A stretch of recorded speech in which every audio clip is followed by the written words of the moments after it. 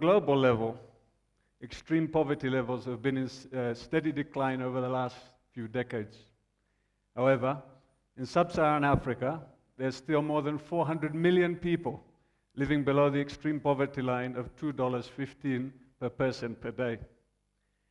These people mainly live in rural areas, and they manage the natural resources we need to survive. From their approximately 33 million small-scale farms, they produce around 70% of the food that the 1.4 billion of us who live in Africa consume. These people are the foundation of our societies and nations, yet they remain the very poorest. So I knew if I was going to make a positive difference in rural development, I'd have to know what I was talking about. So about 25 years ago, I decided to start my career in being a small-scale hand-hoe farmer. I purposefully limited the technology I could use to mimic what rural people in Africa have access to. This basically meant no machinery, no fertilizer, and no agrochemicals. They just can't afford them.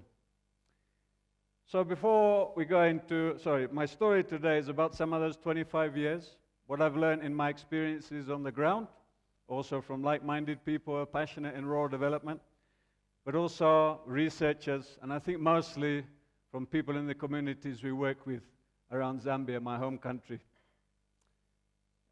Before we go into possible solutions to these very complex problems, I'd like to touch a bit on the background, the context. So aside from the usual things of poor access to health, education, lack of adequate infrastructure, our forests, grasslands, wetlands, wildlife areas, and agricultural land are all in decline. They're degrading. According to the United Nations, 65% of our productive land in Africa is already degraded. They also estimate that this costs us around $65 billion in loss every year. When I say degradation, what do I mean? It basically means loss of biodiversity, loss of vegetation, loss of soil fertility, and loss of soil organic matter. When these things are lost, they eventually end up as carbon emissions and contribute, together with industrial emissions, towards a changing climate. More variable climates. The other thing about degraded landscapes is they accept less rainfall. Less vegetation, harder soils mean when rain does fall, the water runs off, causing erosion, floods downstream, dry spells upstream. This also means less water in the water table and less water in our perennial streams and rivers. This isn't happening by itself. This is a result of people trying to eke a living out of the natural resources that surround them. The result of this is basically it reduces the ability of the environment to produce the things we need to survive.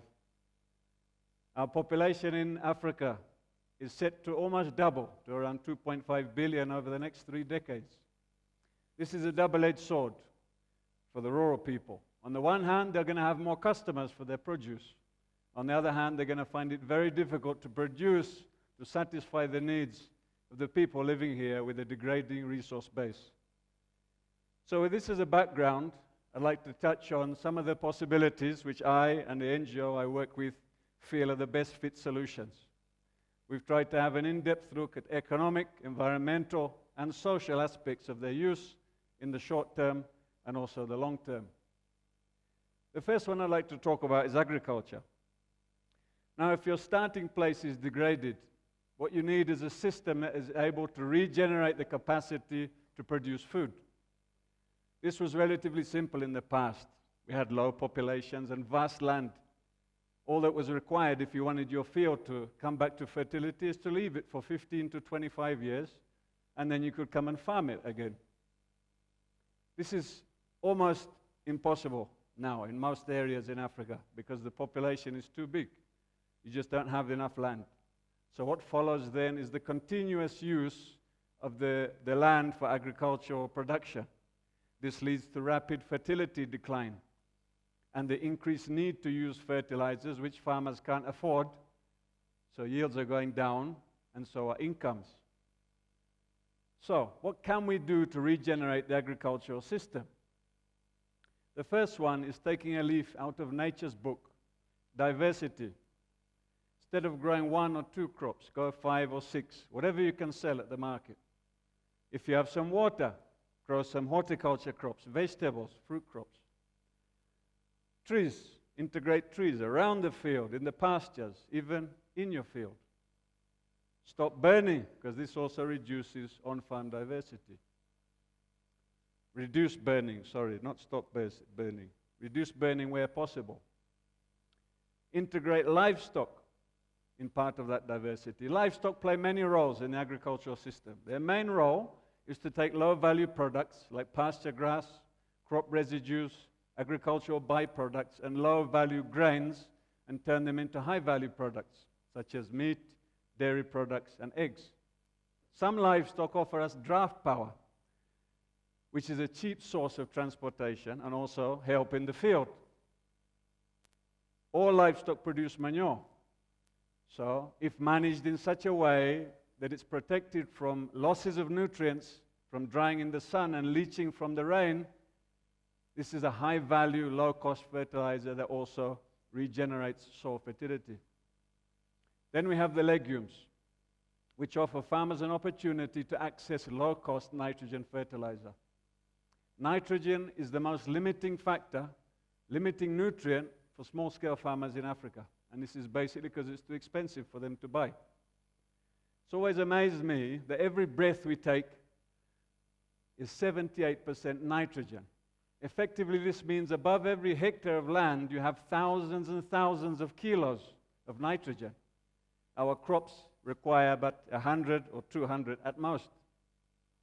We have the legumes to be able to take this nitrogen out of the air and put it in the soil right where the farmer needs it.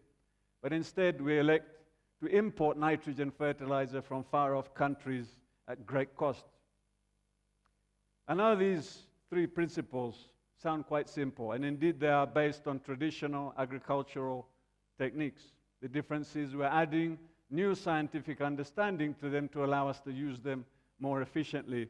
And if this is done, profits increase at the same time as building resilience against changes in climate, markets, and pest and disease outbreaks.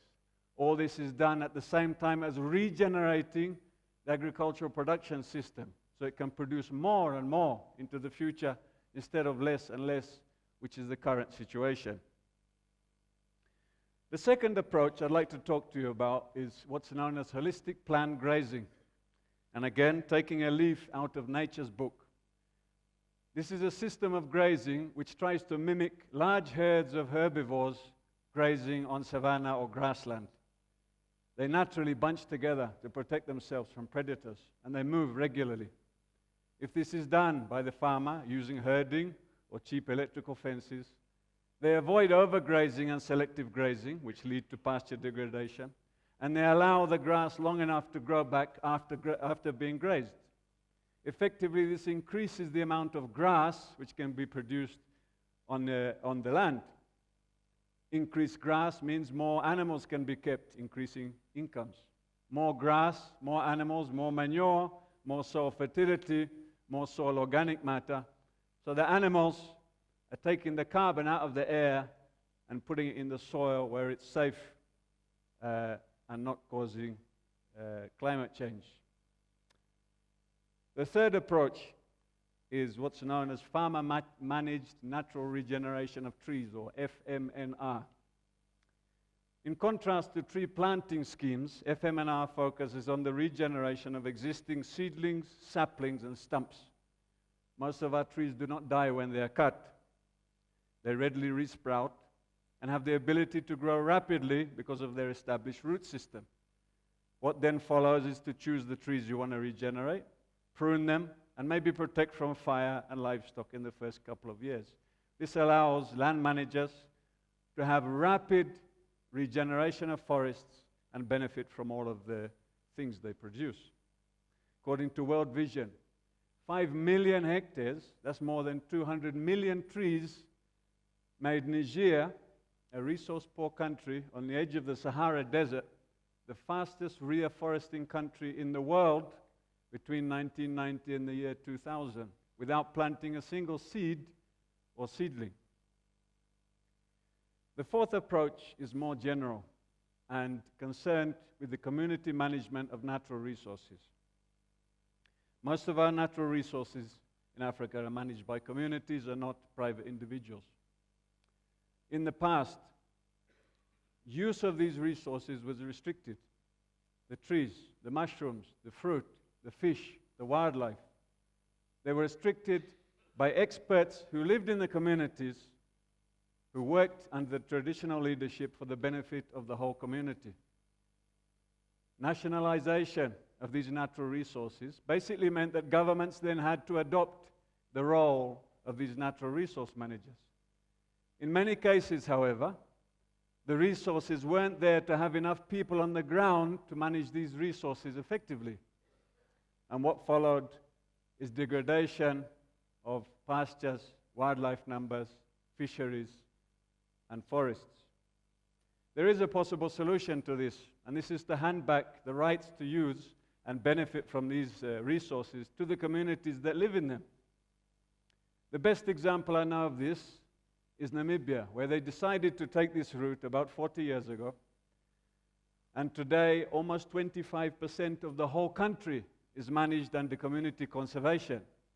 This is at the same time as building rural incomes, building biodiversity, building wildlife numbers, and general ecosystem productivity.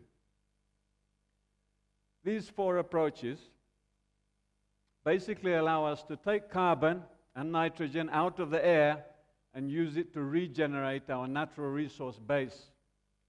By virtue of being cheap and simple, they allow communities to take their own development into their own hands and not ever wait for a handout or help from outside. If there's anything I've said in this presentation that sparked your interest like it did mine, I would encourage you to take a deeper look. 12 minutes is really not enough. You'll find that each of these approaches is its own revolution happening in Africa and other parts of the world. So in conclusion, just imagine if we get this right. Inclusive development for all at the same time as safeguarding the very thing that allows us to survive, our environment. Thank you.